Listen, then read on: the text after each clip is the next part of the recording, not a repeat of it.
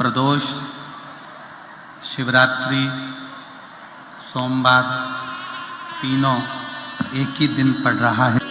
दुनिया के लोग त्रिवेणी का स्नान करने के लिए प्रयाग जाते हैं, पर मेरे भोलेनाथ ने पूरी त्रिवेणी यहीं बना दी है। प्रदोष के पर्यांत की, प्रदोष के बाद की बिल्कुल लगी हुई पीठ से जो शिवरात्रि होती है, वो शिवरात्रि, अगर उस शिवरात्रि का व्रत 5 स्थान पर फल दे। प्रदोष के दिन दीप लगाने मंदिर जाते हैं या शंकर जी के मंदिर पहुंचते हैं, दीपक 5 स्थान पर आएंगे। फिर प्रदोष लगने के बाद प्रदोष कब समाप्त हो रहा है? तो जिस दिन कितनी भी एकादशी के व्रत करे हो, कितनी भी द्वादशी के व्रत करे हो, 3 बेलपत्र, एक बेलपत्र में पीला चंदन, खूब अच्छी लगन से कार्य करो और जितनी मेहनत से कर सकते हो उतनी मेहनत से करो। जिस समय पर तुम्हारा दो मन हो रहा हो, तुम्हें लग रहा हो कि मैं निकलूंगा कि नहीं निकलूंगा, तुम्हें लग रहा है कि ये एग्जाम में क्लियर कर पाऊंगा कि नहीं कर पाऊंगा, मैं पहुंचूंगा कि नहीं पहुंचूंगा, तो यही 3 स्थान,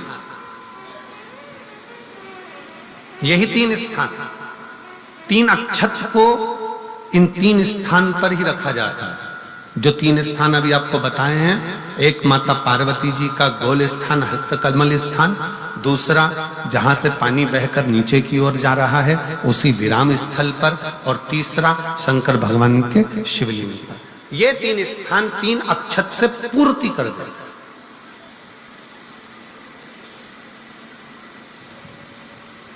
जैसे प्रदोष के दिन, प्रदोष काल में जलाया गया दीप, प्रज्वलित करा गया दीप 5 स्थान पर फल देता है। कितने स्थान पर फल देता है? 5 स्थान पर। आप में से कितने लोग हैं जो प्रदोष के दिन दीप लगाने मंदिर जाते हैं या शंकर जी के मंदिर पहुंचते हैं? बहुत बहुत प्रणाम आपको, साधुता जानना चाहिए। अपना प्रदोष के दिन, प्रदोष काल में लगाया गया दीपक 5 स्थान पर फल देता है। पहला स्थान, अगर हमको या हमारे परिवार में किसी को काल सर्प दोष है तो हमारा प्रदोष का लगाया गया दीपक कहीं पूजन मत कराओ, वो दीप जलाने से ही काल सर्प दोष समाप्त होता चले जाता है। दूसरा स्थान, पितृदोष। अगर किसी ने कह दिया कि तेरे घर में पितृदोष है, तेरे घर में, कई लोग बता देते हैं कि तुम्हारे घर में, कई माताएं पूछती हैं मेरे घर में बेटा नहीं, मेरे घर में 3 बेटी हो गई, 4 बेटी हो गई, 5 बेटी हो गई, बेटा नहीं है, बेटा नहीं है, तो किसी ने कह दिया पितृदोष है। अब तुम शंकर जी की पूजन कर रहे हो, शंकर जी पे जल चढ़ा रहे हो, शिव की स्तुति कर रहे हो, तो किसी किसी की यहाँ 3 बेटियों के बाद, 4 बेटियों के बाद, एक माता ने तो लिखा है कि उसके यहाँ 2008 में उसके घर में लड़की ने जन्म लिया था, या 2008 में उसके घर में बच्चे ने जन्म लिया था, लड़की ने। उसके बाद फिर लड़की ने जन्म लिया और उसके बाद उसके घर में कोई पुत्र का योग नहीं बना। तब उसने प्रदोष के समय पर शाम को दिया लगाना प्रारंभ करा और 2008 में बच्ची जन्मी थी और अब 2024 में उसके घर में लड़के ने जन्म लिया।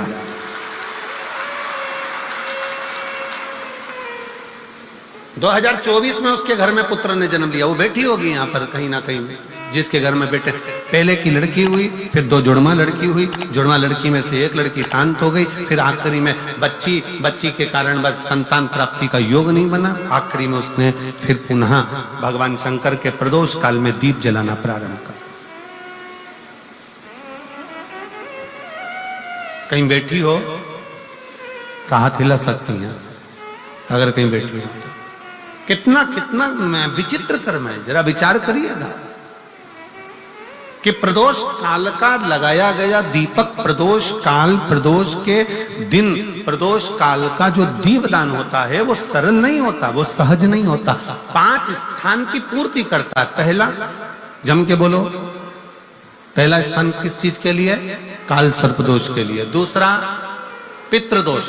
कैसा भी तुम्हें कोई पितृदोष बता दे, कितना भी तुमसे कोई कह दे कि तेरे घर में पितृ का दोष है, तेरे घर में ये दोष है, अगर आप प्रदोष के दिन, प्रदोष काल में अर्थात सूर्य अस्त के समय के 2:45 तक का जो समय होता है, 2 घंटे के समय का, उसके अंतर्गत अगर आप प्रदोष काल के समय में भगवान शंकर को दीप लगाने के लिए अगर पहुंचे हो तो वो आपको फल देगा ही, पितृ दोष का निवारण होगा ही। चाहे तुम कुछ करो चाहे मत करो, वो पितृ की शांति करा दे। दूसरे नंबर पर है पितृदोष, तीसरे नंबर पर है वास्तु दोष। हमारे घर का अब एक बहुत सावधानी से श्रवण करने वाला विषय है।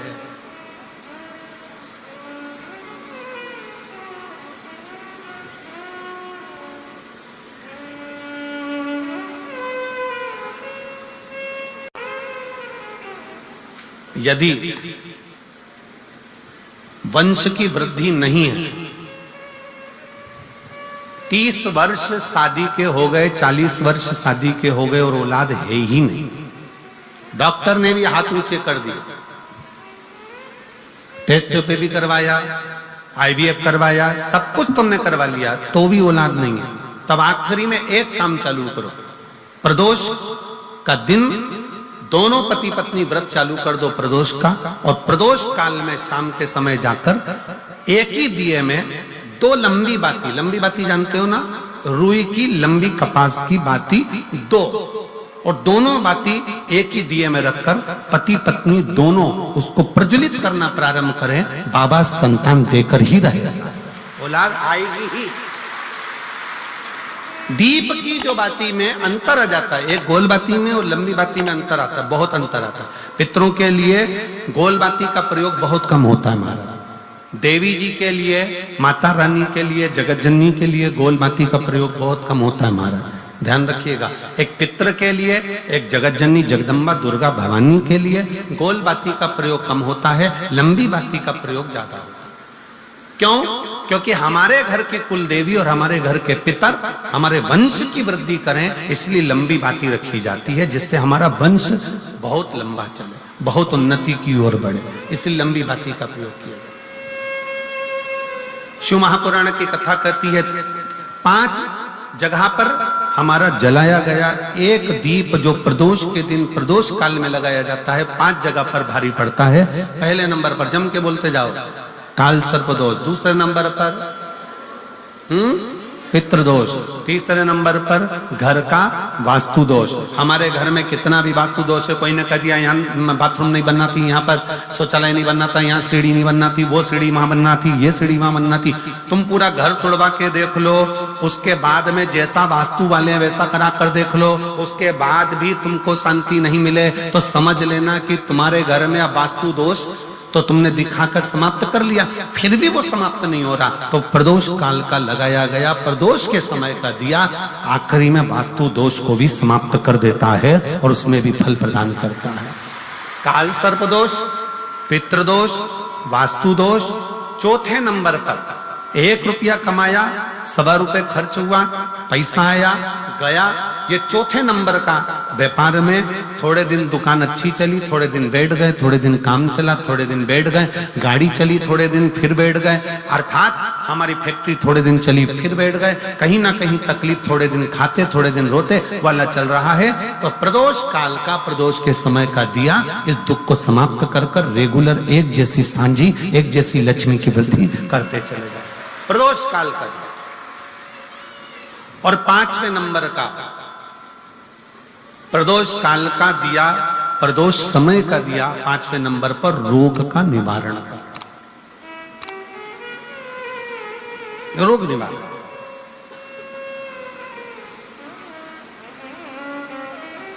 ये 5 स्थान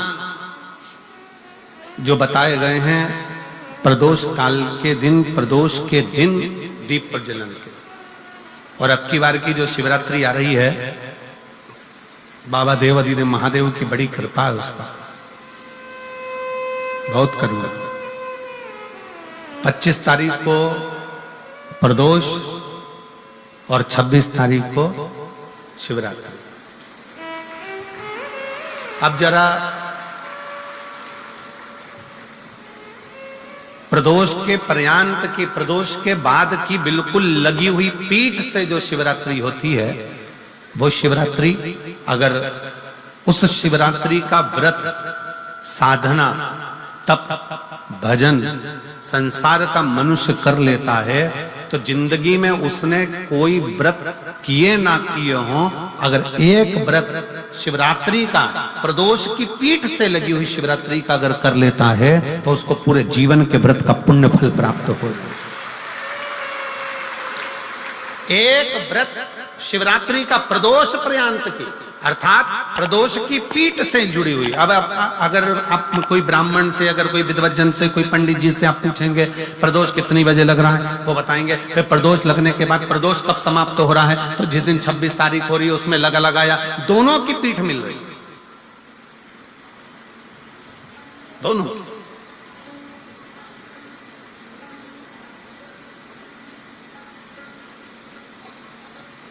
करो व्रत।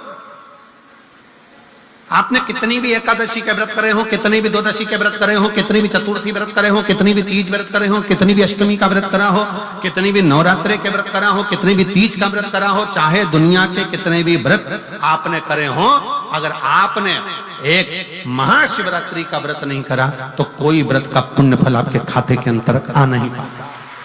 शिवरात्रि के व्रत की इतनी मूलता है। पर एक निवेदन है, अगर कोई बुजुर्ग है, कोई बीमार है, कोई बूढ़ा व्यक्ति है, बहुत बीमार है, तो उसको निवेदन है आप व्रत ये नहीं कि 24 घंटे का करो, आप व्रत 2 घंटे का कर लो, 1.5 घंटे का कर लो, 1 घंटे का कर लो, 15 मिनट का करो। पर निवेदन है कि जो बीमार व्यक्ति है वो आधे घंटे, 1 घंटा, 2 घंटा, 6 घंटा, 15 मिनट पर शंकर की शिवरात्रि का व्रत ये विचार कर करना, बहू बेटा नाते रिश्ते सबको कह देना। कोई बीमार व्यक्ति है ना, वो भी कह दे कि देख बेटा मेरा व्रत है। तो घर के लोग कहेंगे पापा आपकी तबीयत खराब, मम्मी आपकी तबीयत खराब, दादी आपकी तबीयत खराब, आप व्रत कैसे कर रही हो, बच्चे की व्रत, बच्चा कैसे व्रत कर रहा है, तो कह देना मेरा 2 घंटे का व्रत है, 2 घंटे मैं बाबा का नाम लेकर, जल चढ़ाकर, जल का आचमन कर कर मेरे बाबा की भक्ति कर लूं 2 घंटे की, मेरा व्रत पूर्ण हो जाएगा। मैं व्रत कर रहा हूं, आधी में पुनी। तुलसी बाबा कहते हैं थोड़े में बहुत होता है। आपके व्रत, अगर कोई बीमार है उसके लिए, अगर कोई कष्ट है शरीर में उसके लिए ऐसा व्रत है, बाकी के सभी के लिए तो वही व्रत शिवरात्रि का पूर्ण व्रत है जिसमें भगवान शंकर की विरल भक्ति को हम प्राप्त करें।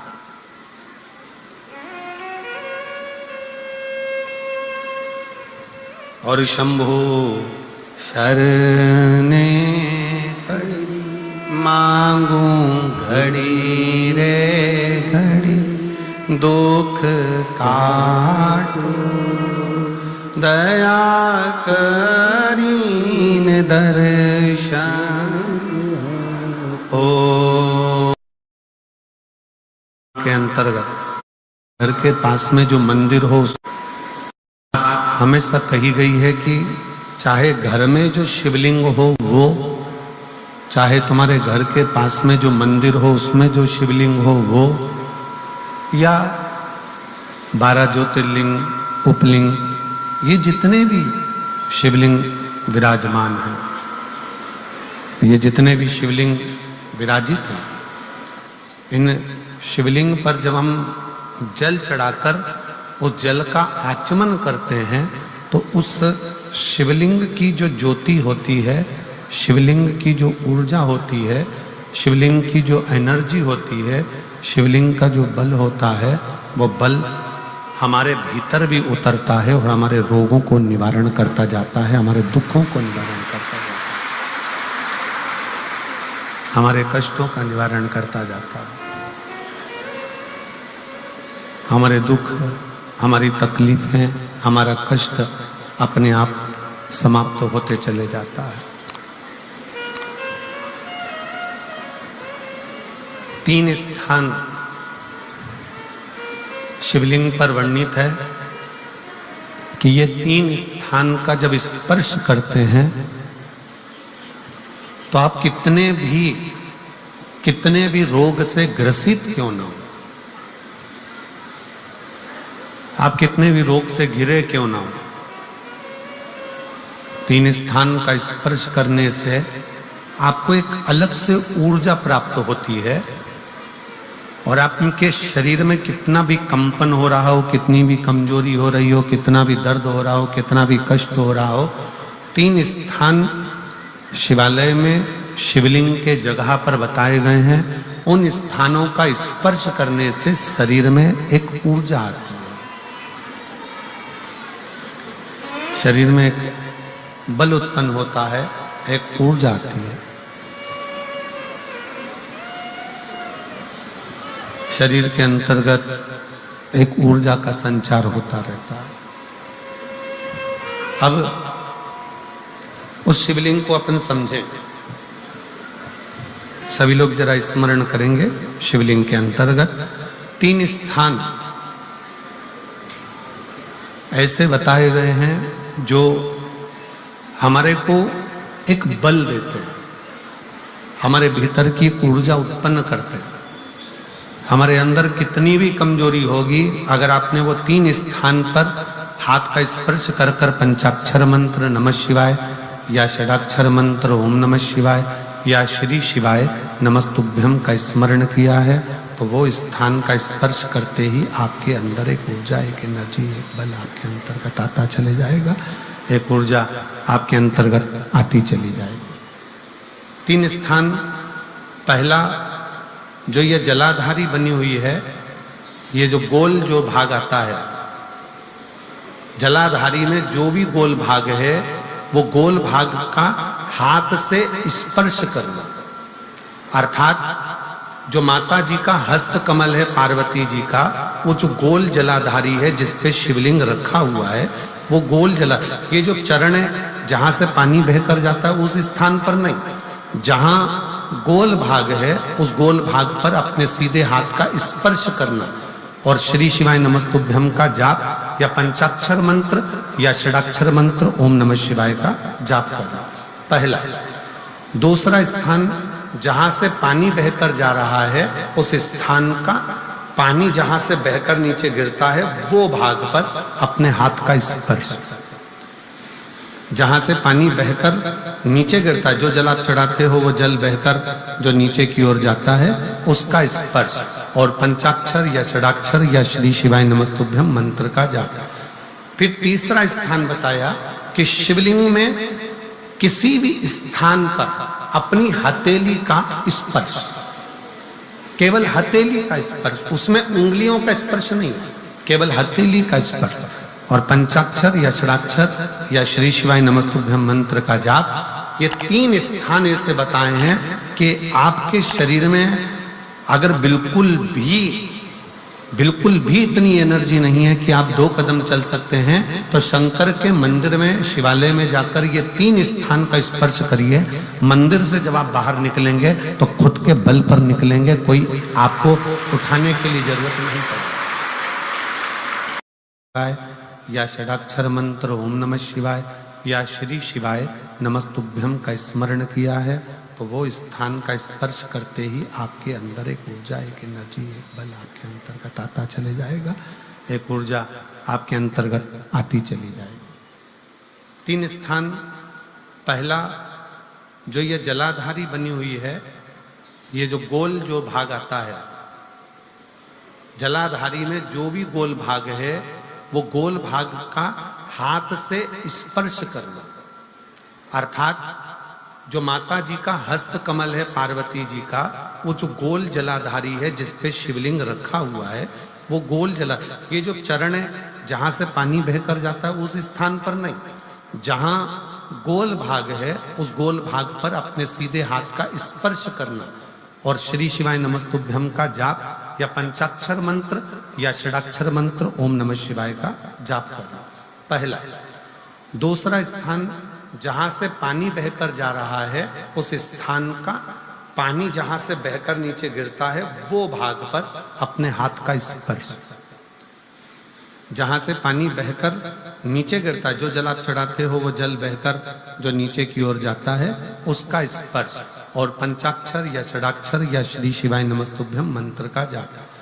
फिर तीसरा स्थान बताया कि शिवलिंग में किसी भी स्थान पर अपनी हथेली का स्पर्श, केवल हथेली का स्पर्श, उसमें